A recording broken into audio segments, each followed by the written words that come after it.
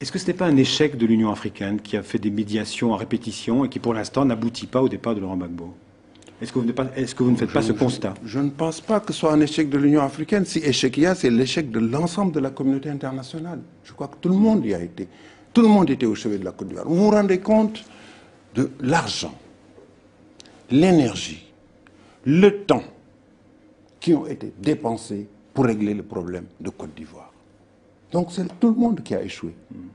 Et par la faute d'un homme, Gbagbo, et de son clan, de ceux qui sont autour de lui. Est-ce qu'une des clés de la crise ivoirienne, ce n'est pas le rôle que va jouer, que pourrait jouer dans les prochains mois l'armée ivoirienne?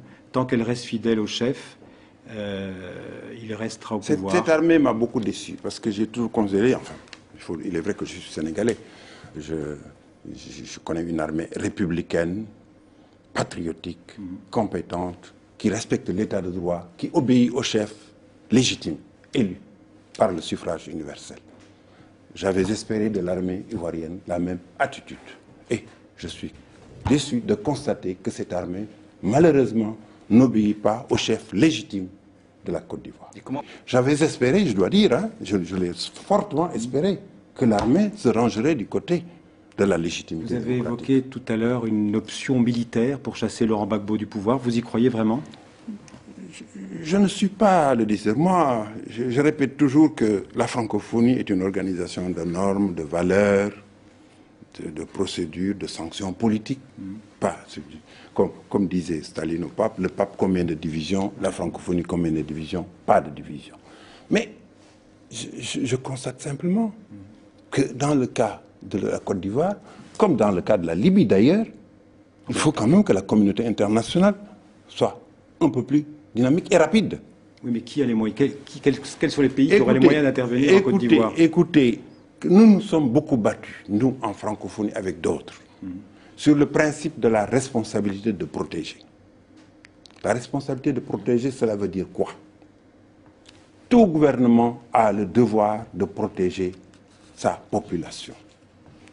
Si le gouvernement faillit à cette tâche, ou si le gouvernement, pire, agresse sa population, il est du devoir de la communauté internationale de se substituer à ce gouvernement pour protéger la population. Mais justement, M. Diouf, et ça, c'est pourquoi je dis, moi, je le dis comme je le pense, et je l'ai toujours dit. Je dis, dans ces cas-là, la communauté internationale peut pratiquer le droit d'ingérence, mieux, le devoir d'ingérence. Parce que c'est un devoir, c'est le devoir d'ingérence. Il faut qu'il y ait un devoir d'ingérence pour régler des cas comme celui-là. Le cas de la Côte d'Ivoire et le cas de la Libye. Justement, dans les images qu'on voit, dans les événements qui se passent à Abidjan, la répression avec les armes lourdes contre la population, la situation que vous décrivez est la réalité. Sur quelle institution, sur quel pays, sur quelle organisation comptez-vous pour apporter Je vais jusqu'au bout de mon solution raisonnement. Dans cette notion de responsabilité de protéger, on dit quand le gouvernement ne le fait pas ou agresse sa population, c'est la communauté internationale qui doit se substituer. Qui est la communauté internationale? C'est la question qui se pose. En l'occurrence, la communauté internationale, c'est le Conseil de sécurité, en vertu du chapitre 7, qui doit prendre la décision.